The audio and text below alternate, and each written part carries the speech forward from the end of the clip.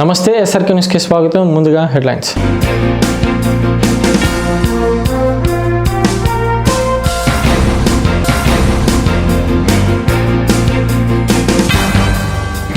అందుబాటులోకి అత్యాధునిక దహన సంస్కారాల యంత్రం. స్తంభాల గరువు మహాప్రస్థానంలో ప్రారంభించిన జాయింట్ కలెక్టర్ దినేష్ కుమార్.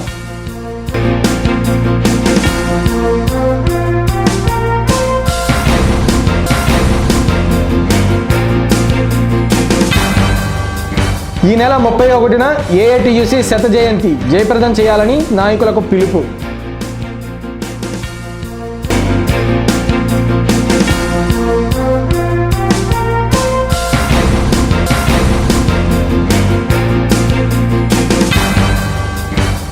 పథకాలని ప్రతిపక్ష పార్టీ అధినేత అడ్డుకుంటున్నారు. చంద్రబాబు దిష్టిబొమ్మను దహనం చేసిన ఈద్వా.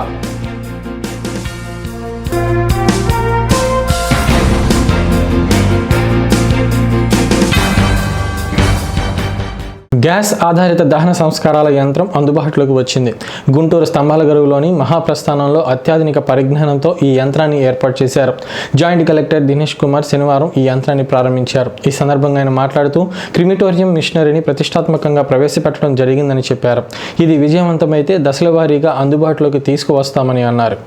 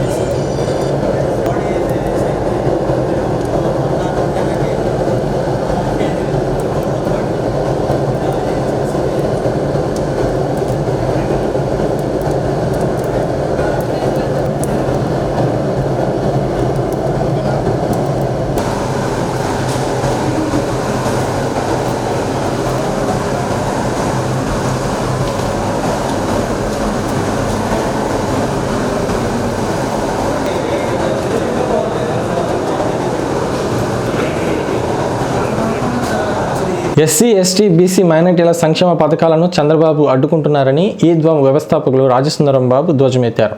తమ పథకాలను అడ్డుకుంటున్న చంద్రబాబుని రాష్ట్రం నుండి వెలివేయాలని డిమాండ్ చేస్తూ ఈద్వా చంద్రబాబు దిష్టిబొమ్మను దహనం చేసింది. ముందుగా లజ్జి సెంటర్ నుండి శంకర విలాస్ సెంటర్ వరకు ర్యాలీ నిర్వహించారు. ఇందులో భాగంగా రాజసుందర బాబు మాట్లాడారు.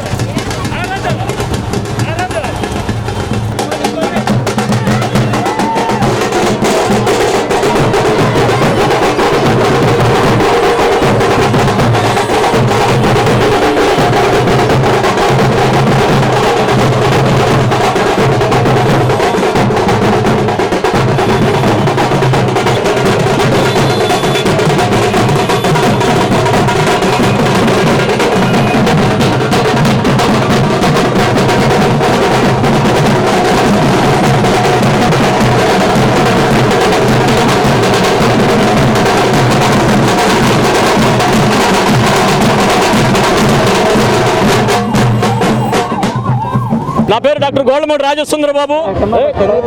ఐడియల్ దళిత్ ఎంప్లాయీస్ అసోసియేషన్కి, ఐడియల్ దళిత్ ఉమెన్ అసోసియేషన్కి, ఏపీ బహుజన్ ఐక్య వేదికకి, నేషనల్ దళిత్ స్టూడెంట్స్ యూనియన్కి, ఆంధ్రప్రదేశ్ అంబేద్కర్ యూత్ అసోసియేషన్కి, వీటన్నిటికీ కూడా వ్యవస్థాపకుడిగా ఉన్నాను. ఈ రోజున సంవత్సరం పాటు మేము చూస్తూ వచ్చాం. జగన్ ప్రభుత్వం గారు దళితుల కోసం, గిరిజనుల కోసం, బహుజనుల కోసం, బీసీల కోసం, మైనార్టీల కోసం అనేక మంచి పథకాలు ప్రవేశపెడుతుంటే వాటన్నిటిని కూడా పేదలకు నోటి దగ్గరకు రానికుండా తన స్వార్థం కోసం, రాజకీయ స్వార్థంతో వాటినన్నింటినీ కూడా కోర్టుల్లో కేసులేసి అడ్డుకుంటున్నాడు. అంటే ఆ రాష్ట్ర అభివృద్ధిని అడ్డుకుంటున్నాడు. రాష్ట్ర అభివృద్ధిని అడ్డుకునేవాడు అలాగనే ఈ రాష్ట్రాన్ని వదిలిపెట్టి కరోనా టైంలో పేదల గురించి పట్టించుకోకుండా హైదరాబాద్లో ఉంటున్న ఈ రాష్ట్ర మాజీ ముఖ్యమంత్రి చంద్రబాబుని తక్షణమే రాష్ట్ర ప్రజలందరూ కూడా ఈ రాష్ట్రం నుంచి వెలివేయాలని చెప్పేసి కోరుతూ ఈ రోజున అతని యొక్క దిష్టి బొమ్మని ప్రజలందరూ కూడా పోలీసులతో అడ్డుకుని, పోలీసులు శతవిధాలా అడ్డుకున్నా కూడా లాక్కుని మరి మహిళలందరూ కూడా భారీ ఎత్తున తగలబెట్టేశారు అతని దిష్టి బొమ్మని. మేము ముఖ్యమంత్రికి, మాజీ ముఖ్యమంత్రి జగన్ గారికి ఒకటే చెప్తున్నాం, చంద్రబాబు గారికి ఒకటే చెప్తున్నాం, మీరు ఇలా చేసుకుంటూ పోతే, పేదల పథకాలను అడ్డుకుంటూ పోతే, కోర్టులకు వెళుతూ మా యొక్క నోటికాడ కూడుని కనుక తీసేటట్టయితే ఇక ఈ రాష్ట్రంలో మీరు ఎక్కడ కూడా తిరగరు.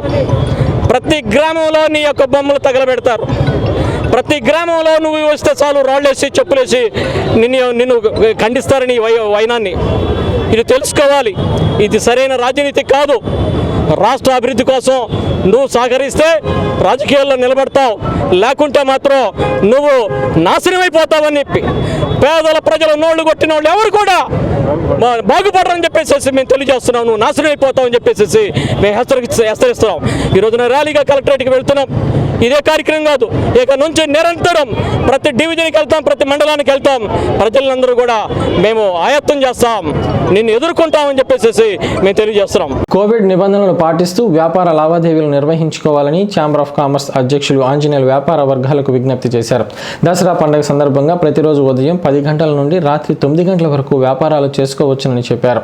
జిన్నా టవర్ సెంటర్లోని ఛాంబర్ ఆఫ్ కామర్స్ కార్యాలయంలో శనివారం ఏర్పాటు చేసిన మీడియా సమావేశంలో ఆంజనేయులు మాట్లాడారు. ప్రపంచవ్యాప్తంగా కూడా ప్రజలను ఇబ్బంది పెడుతున్నటువంటి కరోనా మహమ్మారి కోవిడ్-19 దాదాపుగా దేశంలోనూ ప్రపంచంలోనూ ప్రత్యేకించి మన రాష్ట్రంలో కూడా కొన్ని కేసులు తగ్గడం జరుగుతూ ఉంది.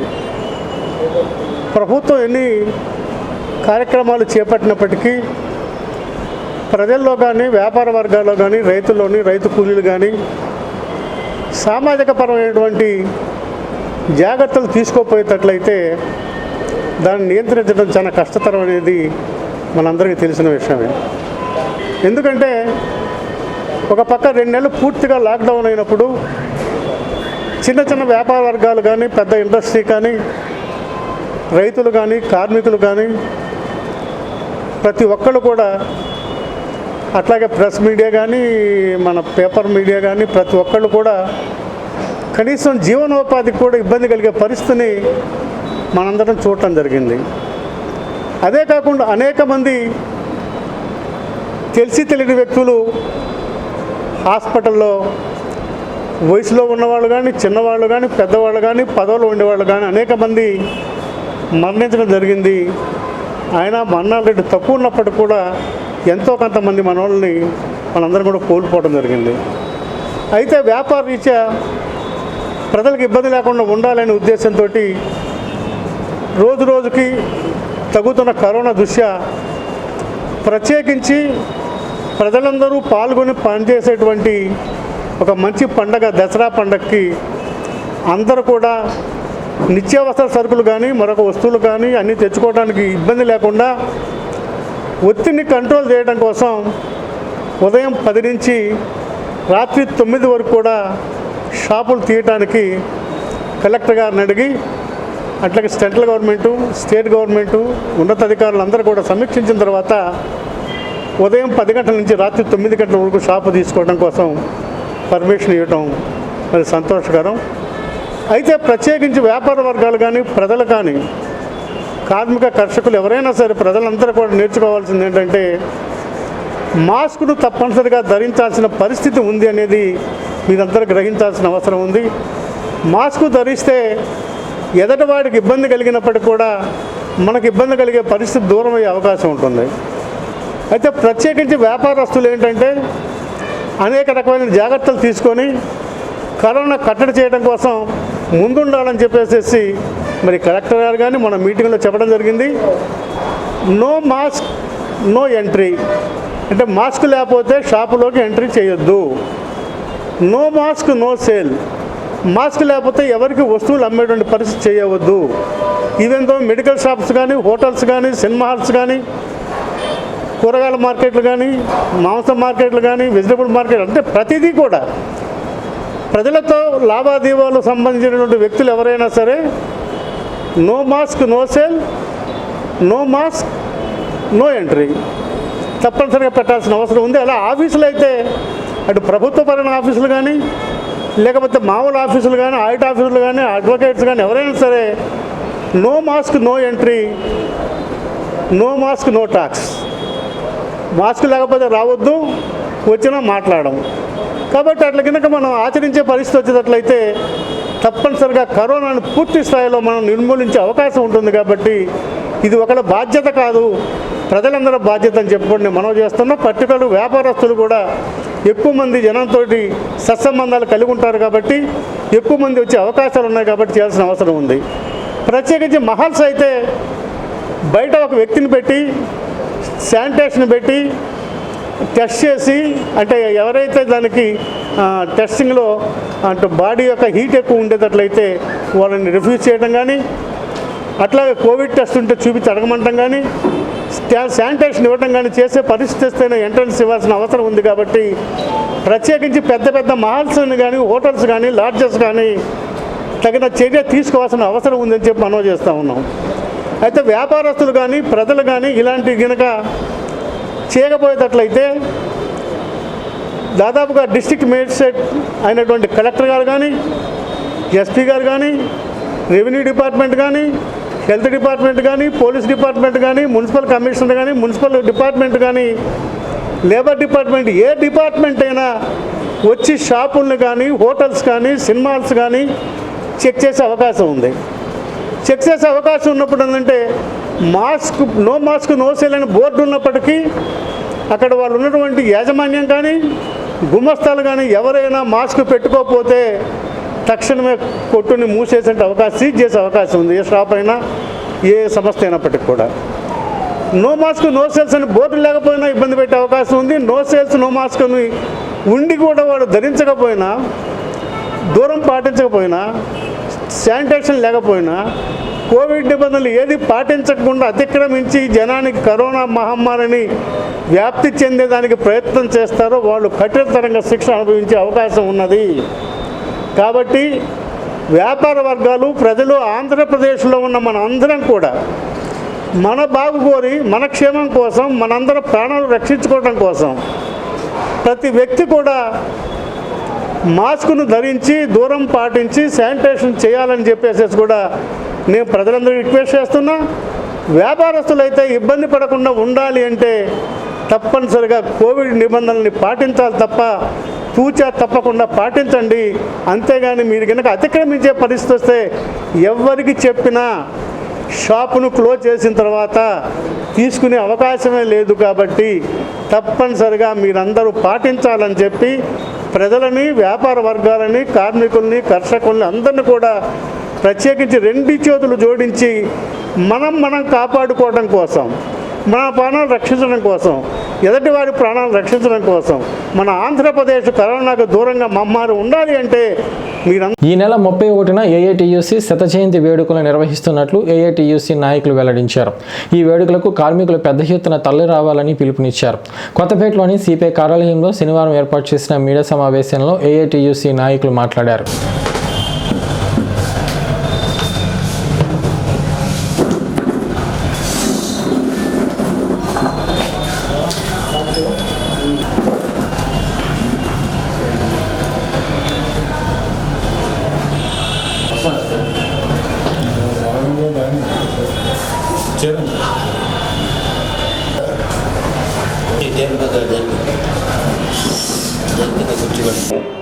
పాల్గొంటూ ఉన్నాం. ఈరోజు ప్రధానంగా ఏఐటీయూసీ ఈ దేశంలో ఆవిర్భవించి 100 సంవత్సరాలు పూర్తయినటువంటి సందర్భం. అక్టోబర్ 31వ తేదీ 1920 సంవత్సరంలో బొంబాయిలో ఏర్పడింది. లాలా లజపతి రాయ్ అధ్యక్షత వహించినటువంటి మహాసభ, మొదటి మహాసభ 1920లో. ఆనాటి నుండి ఈనాటి వరకు ఈ 100 సంవత్సరాల కాలంలో ఏఐటీయూసీ అనేక త్యాగాలు చేసింది, అనేక పోరాటాలు చేసింది. కార్మిక వర్గానికి అనేక చట్టాలు, దాదాపు 100కు పైగా చట్టాలను సాధించి పెట్టింది. సంఘం పెట్టుకునే హక్కు దగ్గర నుండి, కనీస వేతనాల దగ్గర నుండి, ప్రావిడెంట్ ఫండ్, గ్రాట్యుటీ, అదేవిధంగా బేరమాడేటువంటి శక్తి, వీటన్నిటిని కూడా సాధించుకోవటం జరిగింది. అన్నిటినీ మించి కనీస వేతనాల, ప్రావిడెంట్ ఫండ్ లాంటి చట్టాలని ఈనాటికి కూడా మనం అమలు జరిపించుకోగలుగుతున్నాం. ఎంత జరుగుతున్నప్పటికీ ఇంకా ప్రభుత్వాల నుండి రావాల్సినటువంటి అనేక చట్టాలు వాటి కోసం పోరాడుతూ ఉంది. ఈ నేపథ్యంలో ఈ 100 సంవత్సరాల కాలంలో ఏఐటీయూసీ కార్యకర్తలు, ఏఐటీయూసీ నాయకులు అనేక మంది జైళ్ల పాలయ్యారు. అట్లాగే అనేక అణచివేతలకు గురయ్యారు. ఉద్యమాన్ని అణచడానికి ప్రయత్నం చేశారు. గోండాల దాడులకు బలి అయినటువంటి సందర్భాలు ఉన్నాయి.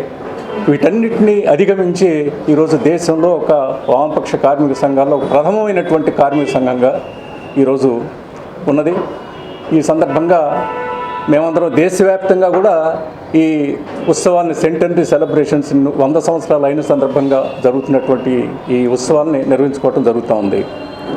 ఇప్పుడున్నటువంటి ప్రభుత్వాలు మేము ఏవైతే 100 సంవత్సరాల కాలంగా సాధించుకోగలిగామో, కార్మిక వర్గం పోరాటాల ద్వారా సాధించుకోగలిగిందో వాటన్నిటిని కూడా ఇప్పుడు వస్తున్నటువంటి ప్రభుత్వాలు ధ్వంసం చేసేస్తూ ఉన్నాయి.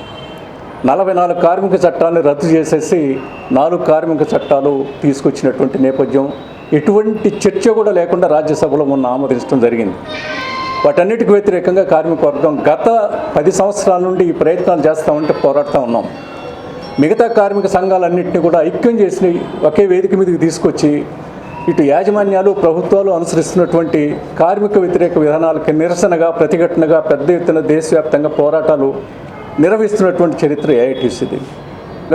ఈ ఏఐటీయూసీ ఈ 100 సంవత్సరాల ఉత్సవాల నేపథ్యంలో పునరంకితం కావడానికి మేమందరం సిద్ధంగా ఉన్నాం.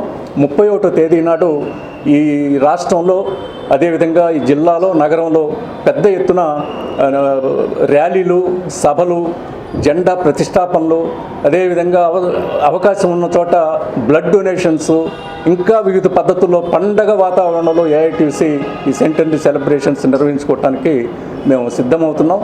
ఈ కార్మిక వర్గం యావత్తు ఈ కార్యక్రమాల్లో, ఈ పండగలో, ఏఐటీయూసీ 100వ సంవత్సరం వచ్చినటువంటి ఈ పండగలో కార్మిక వర్గం యావత్తు భాగస్వాములు కావాలని చెప్పి మీ ద్వారా. AP dance and cultural association శనివారం కరోనా వైరస్పై అవగాహన ర్యాలీ నిర్వహించింది. బృందావన్ గార్డెన్స్ నుండి లాడ్జీ సెంటర్ వరకు జరిగిన ఈ ర్యాలీని డీఎస్పీ రమణకుమార్ ముఖ్య అతిథిగా హాజరై ప్రారంభించారు. ఈ సందర్భంగా రమణకుమార్ మాంటెస్సరీ స్కూల్ డైరెక్టర్ సెబాస్టియన్తో పాటు అసోసియేషన్ సభ్యులు మాట్లాడారు.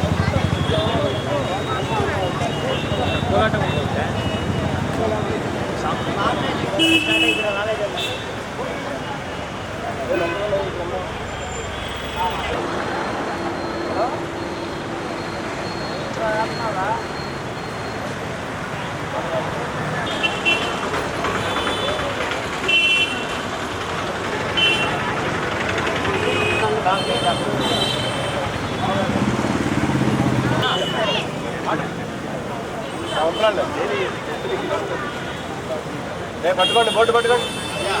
వాటర్ ఉన్నాయి కమ్మా.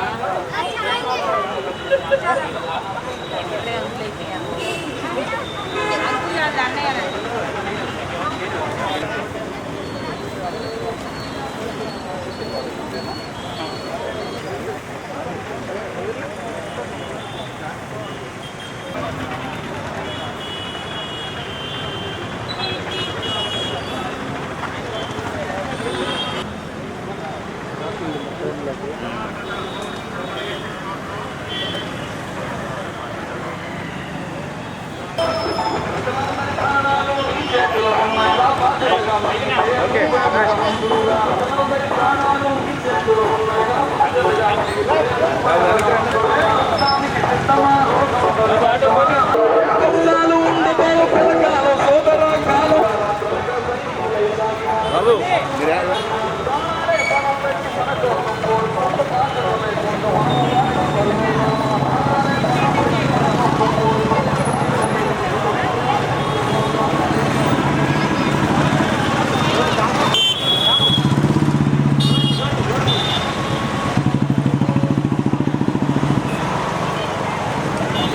కొత్త అంటే మార్చి నెల లాస్ట్ వీక్లో మనకి లాక్డౌన్ ప్రకటించారు. అప్పటి నుంచి ఏంటంటే దాదాపు 2-3 మంత్స్ పాటు ఎవరో కూడా ఇంట్లో నుంచి బయటికి రాలేదు. అందరూ ఇక్కడ చాలా భయపడ్డారు. బయటికి వెళ్తే ఎక్కడ ఏమైతే ఎందుకు భయపడ్డారు. తర్వాత క్రమేపీ ఏంటంటే లాక్డౌన్ అనేది రిలాక్సేషన్ ఇచ్చారు. తర్వాత ఏంటంటే ఇప్పుడు ఈనాటికి ఏంటంటే అందరూ సాధారణంగా ప్రజలందరూ కూడా సాధారణ జీవనంలోకి వచ్చారు. అందరూ వచ్చి వాళ్ళ పని చేసుకుంటా తిరుగుతున్నారు. కానీ కరోనా అనేది మన మధ్యలోనే ఉంది, అది ఇంకెక్కడ పోలేదు. ఆ విషయాన్ని మర్చిపోయి పబ్లిక్ ఏంటంటే యాజ్ యూజువల్గా పూర్తిగా ఇంతకుముందు బిఫోర్ కరోనా ఎలా ఉందో అదే విధంగా తిరుగుతున్నారు. కాబట్టి అలాంటి ప్రజలందరికీ అవగాహన కల్పించడానికి ఈరోజు మన డ్యాన్స్ అసోసియేషన్ వాళ్ళు చాలా మంచి కార్యక్రమం చేపట్టారు. ఏంటంటే కరోనా ఒకసారి వస్తే ఎన్ని రకాల బాధలు పడాలి, అదేవిధంగా ఆర్థికంగా కానీ శారీరకంగా కానీ చాలా బాధపడుతున్నారు వచ్చిన వాళ్ళు. కాబట్టి దాన్ని దృష్టిలో పెట్టుకుని ప్రతి ఒక్కరు కూడా మీ పనులు చేసుకుంటానే ముందు ఏంటంటే ఐసోలేషన్ అంటే దూరంగా, అంటే మనిషికి దూరంగా ఉండాలి, అంటే డిస్టెన్స్ ఉండాలి. అదేవిధంగా శానిటైజేషన్ అంటే ఎవరినన్నా షేక్ హ్యాండ్స్గా అలాంటివి చేయొద్దు. అదేవిధంగా ఎవరైనా టచ్ చేస్తే వెంటనే దాన్ని శానిటైజ్ చేసుకోవాలి. అదేవిధంగా అదేవిధంగా మాస్క్ అనేది ఇంపార్టెంట్. ఎందుకంటే ప్రతి ఒక్కరు కూడా మాస్క్ ధరించి ఇంట్లో నుంచి బయటకు రావాలి. ఈ 3 సూత్రాలు పాటిస్తే మనం చాలా వరకు కరోనా వైరస్ కట్టడి చేయొచ్చు. దీన్ని ఏంటంటే ప్రజలకు తెలియపరచడానికి అవగాహన ర్యాలీని ఈరోజు స్టార్ట్ చేశారు. అది కాబట్టి ఈ యొక్క ర్యాలీని నిర్వహిస్తున్నందుకు మరోసారి ధన్యవాదాలు చేయొచ్చు. ప్రపంచాన్ని వణిగిస్తున్న మహమ్మారి కరోనా నుండి మనం ఇప్పుడు ఇంకా విముక్తి చెందలేదు. మనందరికీ తెలుసు అన్ని రంగంలో మనం చాలా సఫర్ అవుతున్నాము. విద్యాలయాలు మూతపడి ఉంది, ప్రతి ఒక్కరు సఫర్ అవుతున్నారు. ఆర్థిక వ్యవస్థ కుప్పకూలింది. ఇప్పుడు సామాన్య ప్రజలందరూ ఏమనుకుంటున్నారంటే కరోనా నుండి మనం బయటపడ్డాము. మన సార్ చెప్పినట్టు, డిఎస్పీ గారు చెప్పినట్టు సామాన్యులందరూ ఇంతకుముందు ఎలా ఉన్నారో అలాగే బయట తిరుగుతున్నారు. నేను చాలామంది చూశాను, బైక్ మీద తిరుగుతున్నారు. చాలామంది కుర్రోళ్ళు మాస్క్ పెట్టుకోవట్లేదు, అలాగే సోషల్ డిస్టెన్స్ పాటించట్లేదు, శానిటైజేషన్ అసలు లేదు. ఇప్పుడు ఇది ఏదో వచ్చింది పోయింది అనుకొని రిలాక్స్గా అందరూ ఉన్నారు. కానీ అది కాదు, ప్రభుత్వాలే పరాజయం పాలై దీనికి వ్యాక్సినేషన్ కనుక్కోలేక పూర్తి స్థాయిగా ఇప్పుడు ప్రభుత్వాలు ప్రపంచ దేశాలందరూ ఇప్పుడు కూడా వణిగిపోతున్నారు. WHO ఇప్పుడు కూడా ప్రకటన చేసింది రెండోసారి మళ్ళీ ఈ కరోనా వ్యాప్తి చెందుతుంది, మళ్ళీ ఇంకా ఇది పెరుగుతుందని చెప్పి WHO చెప్తుంటే ఎవరు వినకుండా ప్రతి ఒక్కరూ వాళ్ళ ఇష్టానుసారంగా ఇప్పుడు తిరుగుతున్నారు. సో దీనికి ఒక చిన్న అవేర్నెస్ ప్రోగ్రామ్ కండక్ట్ చేయడానికి మన డాన్స్ అసోసియేషన్ ముందుకు రావడం, ఈరోజు బృందావన్ గార్డెన్స్ దగ్గర నుంచి హరిహర్ మాల్ దగ్గర వరకు పెద్దలు పిల్లలందరూ కలిసి ర్యాలీగా ఒక అవగాహన సదస్సు ర్యాలీ ఏర్పాటు చేయడం అనేది అభినందనీయం. ఇటువంటి మంచి కార్యక్రమాలు సామాజిక దృక్పథంతో మంచి అవగాహన కోసం, ప్రజల కోసం పనిచేస్తున్న ఈ డ్యాన్స్ అసోసియేషన్ వాళ్ళని మనసారి అభినందిస్తున్న కల్చరల్ అసోసియేషన్ తరఫున ముందు పోలీసులందరికీ సెల్యూట్ అందరూ. ఎందుకంటే పోలీసు వ్యవస్థ లేకపోతే ఇంకా చిన్నాపన్నం అయిపోయే వాళ్ళందరూ చాలా నిద్రాహారాలు మానేసి మనందరి కోసం చాలా కృషి చేశారు. చాలా థ్యాంక్స్ సార్, థ్యాంక్ యూ. ఈ అసోసియేషన్ తరఫున మేము ఈరోజు కార్యక్రమం స్టార్ట్ చేస్తున్నాం. ఇది ఏపీ మొత్తం జరుగుతుందండి. ఈరోజు గుంటూరు ప్లస్ నసరాపేట పిడుగురాల్లో చేస్తున్నాం. మాకు పోలీసు వారు సహకరించారు, అలాగే ప్రజలు కూడా సహకరించి మా విన్నపాన్ని మీరు పాటిస్తే మనందరికీ మంచిది, మన హెల్త్ బాగుంటుంది, మన వ్యవస్థ అంతా మంచిగా జరుగుతుందని కోరుకున్నాను. అసంపూర్తిగా నిలిచిన అభివృద్ధి పనులపై దృష్టి పెట్టాలని ఎమ్మెల్యే మహమ్మద్ ముస్తఫా అధికారులకు సూచించారు. నందివెలుగు రోడ్డులో అసంపూర్తిగా ఉన్న పనులను ముస్తఫా శనివారం పరిశీలించారు. స్థానికుల ద్వారా సమస్యలని అడిగి తెలుసుకుని పరిష్కారానికి భరోసా ఇచ్చారు.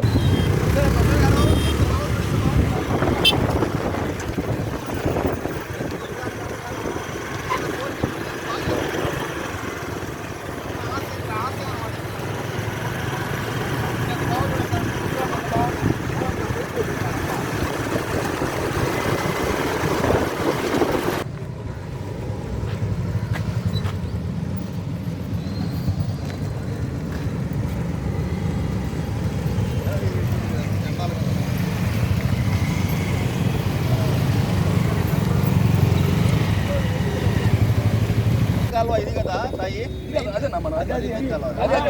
అవతల కూడా ఎక్కడ ఉన్నాయి పైపు చిన్న చిన్న పైపు ఏ పక్క ఉన్నాయి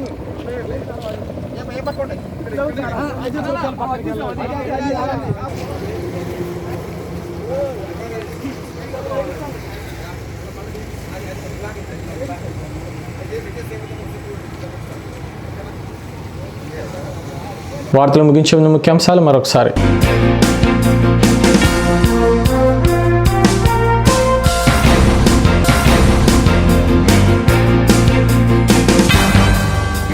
అందుబాటులోకి అత్యాధునిక దహన సంస్కారాల యంత్రం స్తంభాల గరువు మహాప్రస్థానంలో ప్రారంభించిన జాయింట్ కలెక్టర్ దినేష్ కుమార్.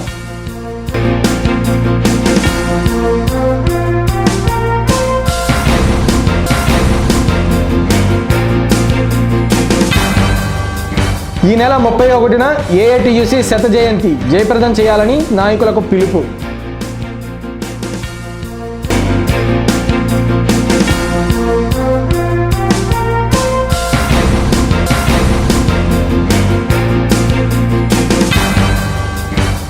పథకాలని ప్రతిపక్ష పార్టీ అధినేత అడ్డుకుంటున్నారు. చంద్రబాబు దిష్టిబొమ్మను దహనం చేసిన ఈద్వా.